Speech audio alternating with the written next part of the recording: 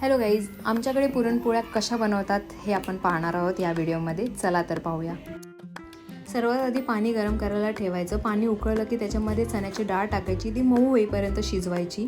त्यानंतर मी एकीकडे तव्यावरती सुंठ बडीशेप भाजून घेतली आणि त्यानंतर मी पाट्यावरती सुंठ बडीशेप आणि वेलची अशी यांची पावडर करून घेतली. गूळ बारीक केला आणि तो पुरणामध्ये मीठ टाकलं, गूळ टाकलं आणि ती जी पावडर आपण बनवलेली ती टाकली. त्यामुळे पुरणाला खूप छान अशी टेस्ट येते. पुरणपोळीमध्ये पुरण हे खूप चवीदार लागतं. काहीच पाट्यावर वाटताना जो माझा व्यायाम झाला आहे ना, मी काय सांगू, असं वाटतं मी योगा करते. सो आपण पाट्यावर पुरणपोळी वाटायला घेत आहोत.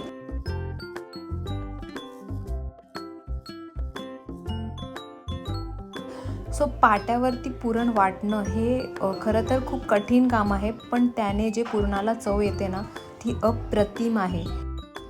जुन्या काळी बायका पाट्यावरतीच बरीच कामं करायची. म्हणजे जे काही मसाला वाटायचा असू देत, पुरण वाटायचं असू देत, हे पाट्यावरतीच वाटलं जायचं. त्यामुळे जेवणाला एक छान अशी चवसुद्धा यायची आणि त्याने शरीराचा व्यायामसुद्धा व्हायचा. आता आपण योगा करायला जातो, पण पाट्यामुळे आपला एक व्यायाम होतो. पूर्वी सगळ्यांच्या घरी पाटा असायचा आणि आजही तो असावा असं मला वाटतं. त्यामुळे जेवणाला चव चांगली येते, व्यायाम होतो.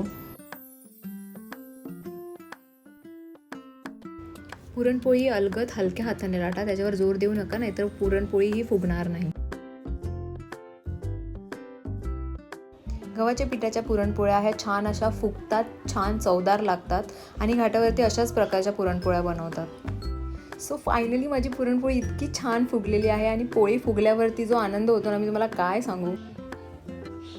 तर आपली अशी अस्सल गावरान पद्धतीची पुरणपोळी तयार आहे.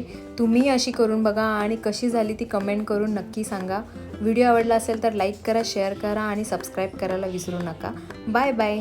पुन्हा भेटूया नेक्स्ट ब्लॉगमध्ये.